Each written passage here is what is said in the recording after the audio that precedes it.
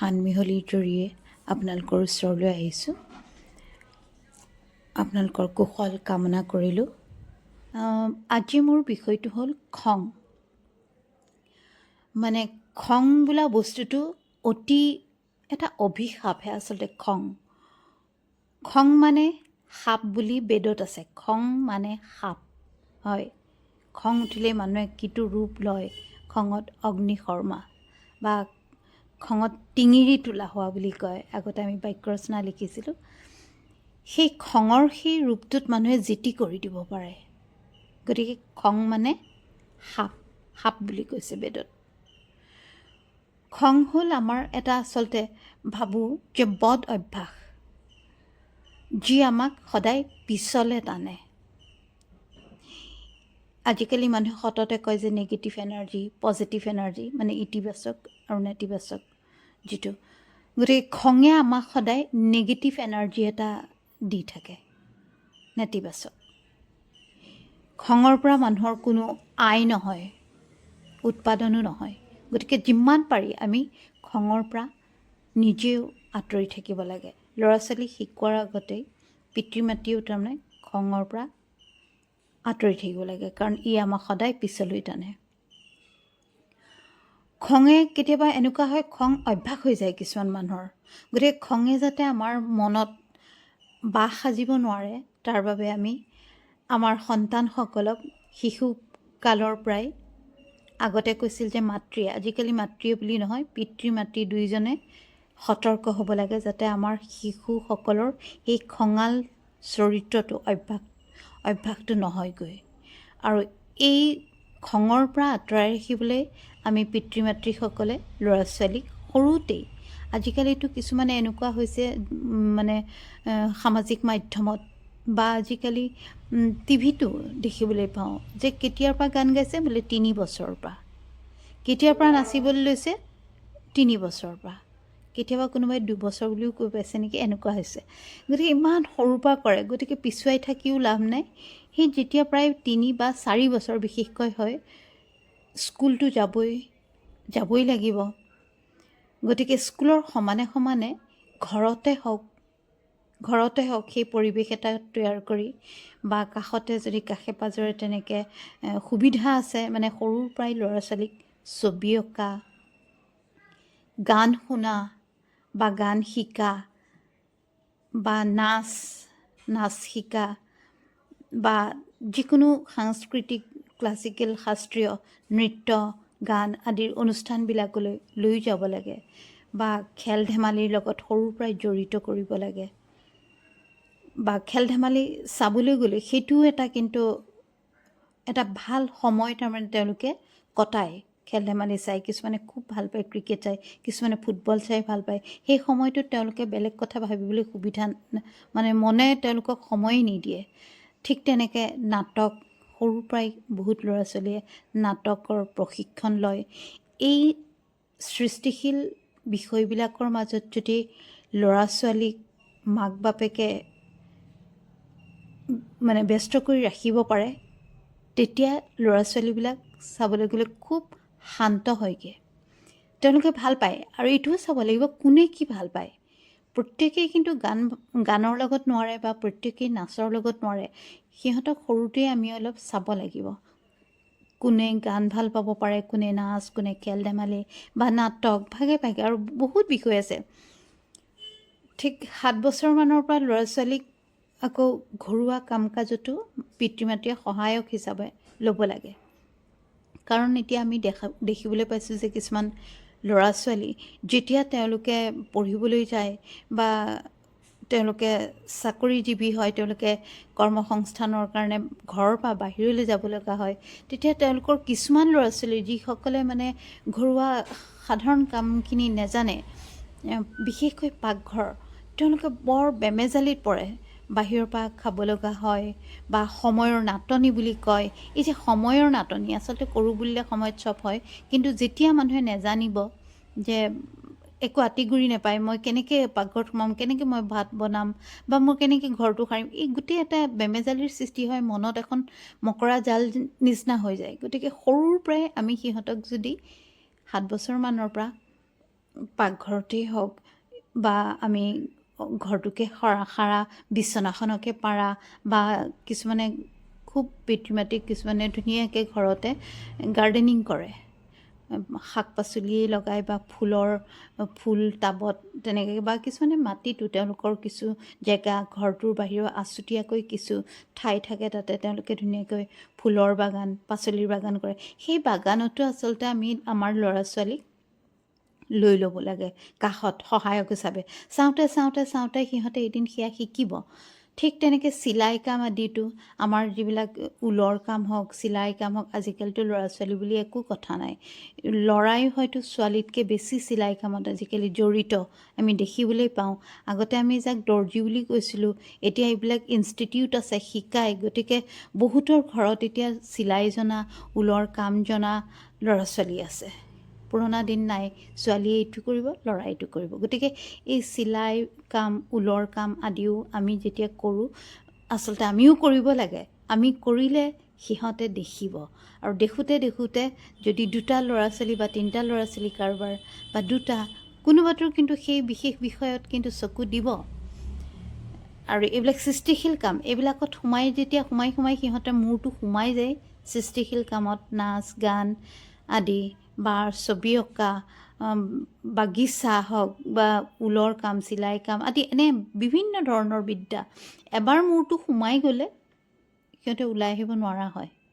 আৰু সেই কামটোৱে এদিন কেতিয়াবা কাৰোবাৰ বাবে অৱসৰৰ কাম হ'ব পাৰে, কাৰোবাৰ কাৰণে কিন্তু জীৱিকা হৈ গৈ, আৰু সেই কামৰ মাজত সোমাই থাকিলে খং কৰিবলৈ সময় নাথাকে। ওলোটাই তেওঁলোকে প্ৰশ্নহে কৰিব লগা হয় যে খং কিয় উঠে, খং কাৰ উঠে। কথাটো তেনেকুৱা। কেতিয়াবা এনেকুৱাও হয় যে কেতিয়াবা কাৰোবাৰ বেমাৰ আজাৰ হ'লে, সৰু ল'ৰা ছোৱালীয়ে হওক ডাঙৰে হওক বয়সীয়ালৰে হওক, মানে বেমাৰ আজাৰ হোৱাৰ পিছত কেতিয়াবা দীঘলীয়াকৈ বহুত সময় বেমাৰত ভুগি থকাৰ পিছত এটা খং হয়। সেই খঙৰ নিৰাময়ৰো ঔষধ আছে। যদিহে তেওঁ ছবি আঁকে বা গান গায় বা তেওঁ নাচে, এইসকল মানুহে সেই তেনেকুৱা মানে ৰোগৰ তেনেকুৱা এটা অৱস্থা পালে তেওঁলোকে সোনকালে ওলাইও আহিব পাৰে সেই খঙৰ পৰা, ডিপ্ৰেশ্যনৰ পৰা। গতিকে বহুত দৰকাৰ সৰুতে পঢ়া শুনাৰ লগতে সৃষ্টিশীল কামবিলাকত ল'ৰা ছোৱালীক যদি মাক দেউতাকে মূৰটো সুমুৱাই ৰাখে, ব্যস্ত কৰি ৰাখে, এদিন সিহঁতে হয়তো কোনোবাই চাকৰি বোলে অংকৰহে শিক্ষক কোনোবা বিজ্ঞানী বা কোনোবা ডাক্তৰ, তাৰ মাজতো কেতিয়াবা থাকে মানুহৰ কাম কৰি ভাগৰ লাগি যায়, মনে নসহা হৈ যায়, কিমান আৰু কৰিম। তাৰ মাজতে যদি সেইজনে কেতিয়াবা ছবি এখন আঁকি পেলায় বা কেতিয়াবা এটা গানকে গায় বা কেতিয়াবা অকণমান নাচে বা নাচ চাবলৈ যায় বেলেগৰ, গতিকে সেই মন এটা মানুহৰ যে লাগে, থাকিব লাগে, গঢ়িব লাগে, এইটো সেই শিশুকালতেই পিতৃ মাতৃৰ কৰ্তব্য। আৰু তেতিয়া তাৰমানে এই খং নামৰ বস্তুটো নাইকিয়াও হৈ যাব।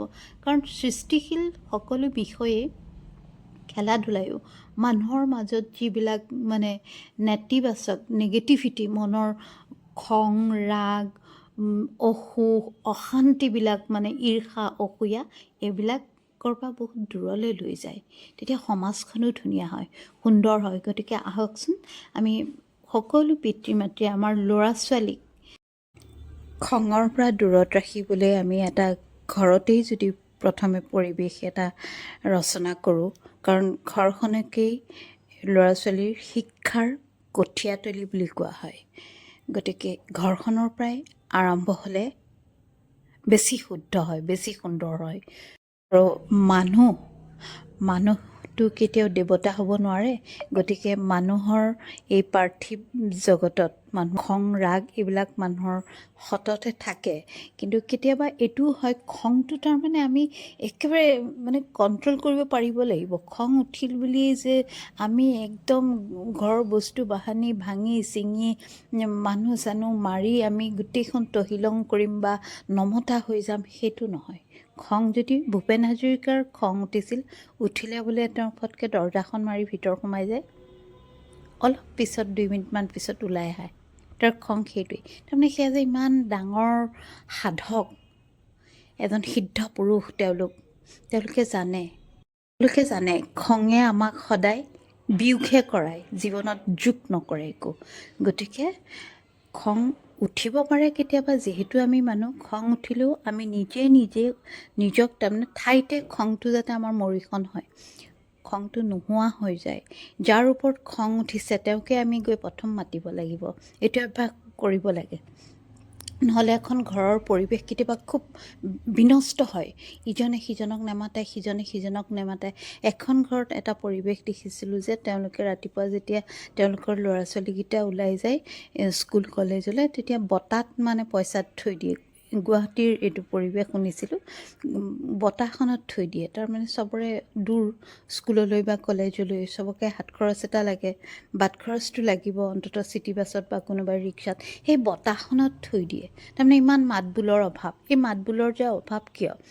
খং, ৰাগ, অভিমান এইবিলাকৰ কাৰণেহে। গোটেই বস্তুবিলাক হয় খঙৰ কাৰণে। খং গৈ শেষত এটা সময়ত অভিমান ৰূপ লৈগে। গতিকে কি দৰকাৰনো খং কৰিবলৈ? খং যদি ঠিক আছে, খং উঠিল, কেতিয়াবা মানুহৰ খং উঠিব পাৰে, উঠিলে আকৌ নিজেই গৈ সৰু হ'ব লাগিব। যাৰ ওপৰত খং উঠিছিল তেওঁক নিজে গৈ মাতিব লাগিব। ঠিক আছে, তেওঁৰ মোৰ ওপৰত খং উঠিছিল, তেওঁ মোক ডকা হকা দিলে, ঘৰখনৰ কথা কৈছোঁ, তেওঁ মোক মাতিব খোজা নাই, মই নিজেই মাতিব লাগিব। তেওঁৰ হয়তো ইগ' বেছি আছে, তেওঁ হয়তো এইখিনি জ্ঞান উপলব্ধি কৰিব পৰা হোৱা নাই যে খঙে কিমান নাশ কৰিব পাৰে। এটা মুহূৰ্তও, জীৱনৰ পৰা এটা মুহূৰ্তও যদি নষ্ট হয় খঙৰ নামত, বহুত নষ্ট হোৱা। গতিকে তেওঁ কৰিছেনে মই কৰিছোঁ খং, সেইটো চাব নালাগিব।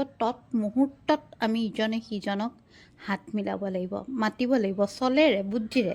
আহাচোন চাহ খাওঁ, বা আহাচোন পানী, তোমাৰ ভোক লাগিছে নেকি, পিয়াহ লাগিছে নেকি, তুমি যাবলৈ ওলাইছা, এনেই কথা এটাৰ অৱতাৰণা কৰিব লাগে মিছাকৈ। কেতিয়াবা যে এনেকুৱা বুদ্ধিয়ক মানুহো আছে যে ঘৰখনত ইটোৰ প্ৰতি সিটোৰ খং উঠিছে, মিছামিছিকৈ কথা এটা অৱতাৰণা কৰে। হেৰি নহয়, আজি জানা আমুকত আমুক এটা হৈছিলে নহয়, এনেই মিছা কথা এটা, শুনিবলৈ মন যায়, কৌতূহল হয়। সেই কথাটোত মনটো গুজি দিওঁতে লাহেকৈ খংটো নোহোৱা হৈ যায়।